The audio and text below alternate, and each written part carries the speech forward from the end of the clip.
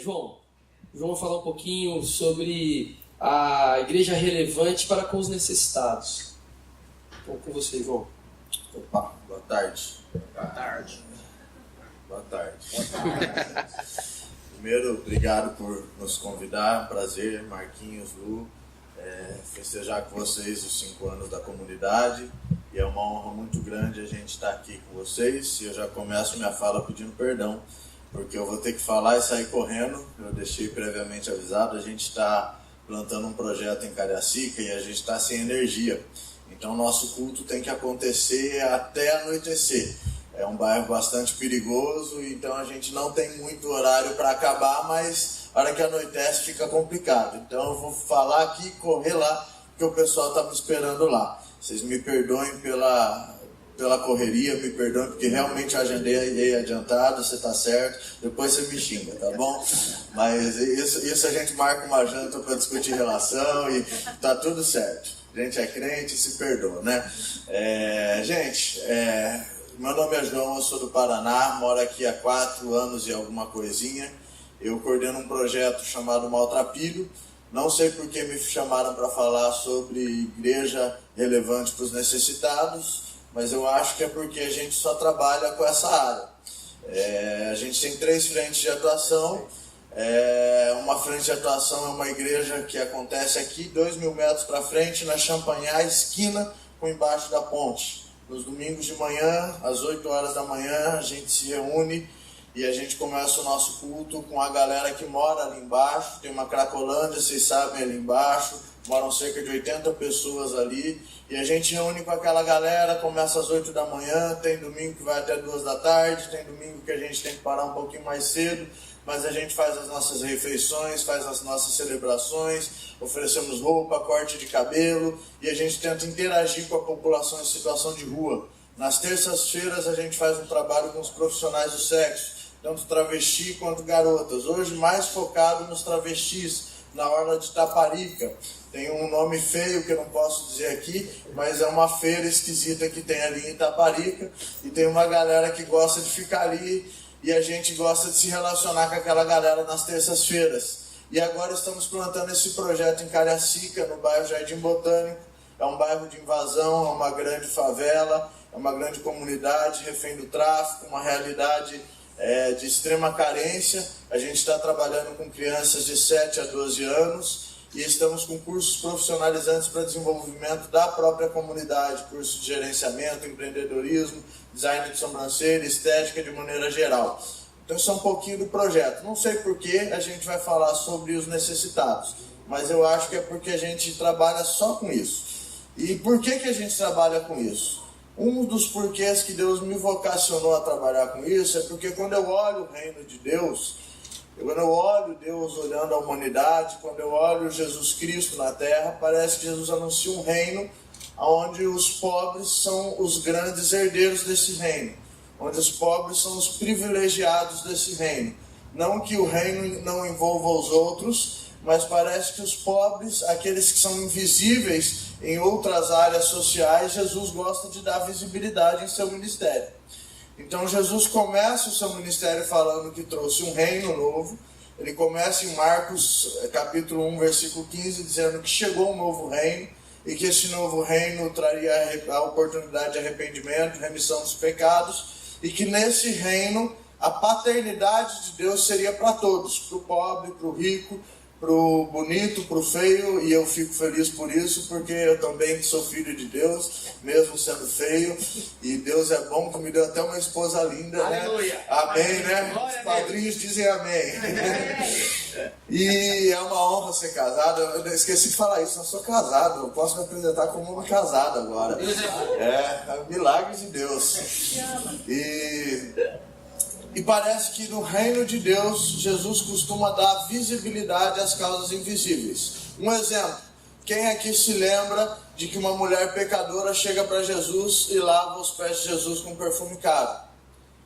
Perfume caro só faz diferença para quem não pode pagar o perfume. Para quem pode pagar perfume, não faz diferença se o perfume é caro ou barato. Só o fato de estar descrito de que aquele perfume era caro e de que fazia uma diferença financeira para aquela mulher, já mostra que ela era invisível. E Jesus eternizou a história dessa mulher. Jesus eternizou a história do cego de Jericó, Jesus eternizou a história do aleijado que desce sobre o templo, Jesus eternizou a história dos leprosos, Jesus eternizou a história de um monte de João Ninguém. Porque é assim que Jesus faz no seu reino. Na verdade, Jesus pega pessoas como eu e você e eterniza as histórias. Porque ele pega histórias de pessoas que não passam de um João Ninguém e fala assim: mas vocês agora são afetados pelo meu Pai. Vocês agora são filhos de Deus, assim como eu sou filho de Deus. João 3,16, talvez um dos versículos mais conhecidos, fala que Deus deu aquele que era o único do gene, o único da genética de Deus. Foi dado para salvar eu e você. Mas aí lá em Romanos, Paulo fala no capítulo 8, versículo 29, que aquele que era o único do gene se torna o primeiro do gene. Logo, eu e você que estamos em Jesus, recebemos uma herança inclusive genética. Nós, eu e você, temos uma herança genética que nunca a ciência vai conseguir provar. Nós todos, rico ou pobre, estamos idênticos perante Deus. Nós todos somos filhos de Deus. Mas parece que Jesus, ao olhar para o pobre, ele olha para o pobre e fala assim: você que tem um pouquinho mais, você pode dividir com quem não tem. Você que entendeu o reino, quando você for orar, você fala assim: Pai, você agora é um Pai nosso. Então que venha o reino para nós. E agora que o reino é nosso, que o pão também seja nosso. Porque se eu tenho um pão e o meu irmão de gene não tem, ele não é meu irmão de gene. Ou você deixaria o seu irmão passar fome? Ou você acha comum sair nas ruas e olhar alguém que é igual a você perante Deus passar fome? Então parece que Jesus começa a olhar essa relação e fala assim: se você foi afetado, você também pode ter a oportunidade de agora afetar outros. E aí ele faz isso no seu ministério inteiro. Se você ler Mateus, Marcos, Lucas, João, não preciso citar referência, qualquer texto que você abrir, qualquer passagem que você abrir, você vai ver Jesus dando voz aos invisíveis.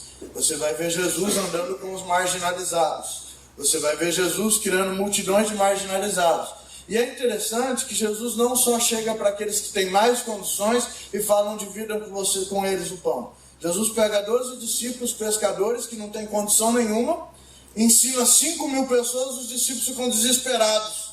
E agora esses 5.000 estão com fome. Jesus olha para os discípulos e fala: dá vocês para eles de comer. E 12 pescadores pegam o que tem e alimentam 5.000 pessoas. Porque multiplicar pão para Jesus é rotina. Fazer a multiplicação para Jesus é fácil. A dificuldade é fazer um coração egoísta acreditar que ele pode dividir com 5.000 pessoas. E aí quando aqueles discípulos acreditam, eles pegam o cesto e começam a repartir. E aquele cesto vai se repartindo, se multiplicando, e você conhece a história. Por parte final, para a gente concluir a linha de raciocínio aonde eu quero chegar, Jesus beneficia os pobres, porque Lucas diz exatamente isso em Lucas 6, versículo 20. Felizes ou bem-aventurados são os pobres, porque eles são os herdeiros do reino dos céus. Jesus diz que alguns valores são exercidos exatamente com os necessitados. Misericórdia, você dificilmente exerce misericórdia com alguém que está melhor que você. Bondade, compaixão. Normalmente nós exercemos esses dons com pessoas que estão pior, com pessoas que estão com necessidade. Os frutos do Espírito são demonstrados para com os necessitados. A vida cristã, ela só pode ser demonstrada de maneira prática quando você entende a necessidade do próximo. E Jesus, ao olhar a humanidade, ele olha uma humanidade com necessidade. A Bíblia diz que ele nos olha como ovelhas sem pastor. Ele olha a todos nós como necessitados. E aí nós cristãos, por que fazer então? Por que ajudar o necessitado? Por um simples e único motivo. Não é pelo necessitado. É porque Jesus diz que quando a gente faz a qualquer um desses, a ele a gente faz. Jesus nos propõe relacionamentos pessoais com a divindade. Jesus nos propõe crescimento espiritual. Jesus nos propõe maturidade espiritual em relacionamentos pessoais com outros que precisam de um copo de água fresca, que precisam de uma roupa minha e sua, que precisam de um abraço, que precisam de uma visita, seja na cadeia ou seja no hospital. Então, quando a gente fala de uma igreja para os necessitados, por que a gente pensar numa igreja para os necessitados? Porque Jesus, ao olhar o mundo, ele viu um mundo com necessidade. Ele falou, se relacionem com o mundo, porque se vocês se relacionarem com o mundo, vocês vão me descobrir nesse mundo. Vocês vão me descobrir na necessidade do próximo. Vocês vão descobrir a minha mão que pode multiplicar pão, vocês vão descobrir minha mão que pode curar, vocês vão descobrir minha mão que pode consolar. Mas isso tudo você não vai descobrir parado. Você vai descobrir quando você põe a sua fé em movimento. Você vai descobrir quando você vai em direção de um mundo que é necessitado. Então, a gente pensar numa igreja numa igreja que trabalha em prol dos necessitados, na verdade, a gente está pensando numa igreja que busca ter um relacionamento saudável com a divindade. Uma igreja que tem um relacionamento saudável com a divindade, ela olha para o mundo como Cristo olhou e fala simplesmente, se eles precisam, eu divido. Por mais que eu seja, e aí é uma coisa interessante, por mais que eu seja dos discípulos pescadores, os discípulos, e aí quem me conhece sabe disso, às vezes acha, ele está fazendo tudo que faz porque tem grana. Não é nada, a gente é um monte de quebrado, a gente está sem luz lá em Cariacica exatamente porque a gente é quebrado. Agora, Jesus olha para discípulos, pescadores, e fala assim, alimenta essa multidão. Que desculpa tenho eu perante Deus para que ao redor de mim haja fome? Que desculpa tenho eu perante Deus para que ao meu redor haja violência, para que ao meu redor haja necessidade? Se eu tenho um pouquinho mais, talvez na mesa de alguém esteja faltando. Se eu tenho um pouquinho mais, talvez na vida de alguém esteja faltando. Eu acho que o convite de Jesus é um pouquinho radical quando ele chega para o jovem rico e fala assim, porque tem gente precisando. E aí aquele jovem se entristece. Mas no outro texto, Zaqueu se converte e ele fala, agora que eu me converti, eu vou pegar, vou dividir e aqueles que eu lesei eu vou dar em dobro. E aí Jesus fala, hoje realmente houve salvação. Parece que esse reino alcança os discípulos na comunidade inicial. A primeira comunidade, em Atos 2, narra exatamente essa vivência. Os discípulos entenderam e começaram a viver esse dividir de pão de maneira comunitária. E aí os exegetas tentam dizer que os discípulos só dividiam entre eles. Na verdade, se você ler Atos 2, versículo 47, é a chave desse texto. Diz que eles caíam na graça da comunidade. A comunidade era abençoada pela vida comunitária dos discípulos. A sociedade era abençoada pela maneira com que aqueles discípulos se portavam. Então, não há desculpa para que a gente não seja uma igreja que se preocupa com o necessitado. A necessidade está perto, a necessidade bate a porta, e o chamado da igreja é olhar o mundo como necessitados e ser Jesus na vida deles. É isso. Deus abençoe, gente. Obrigado.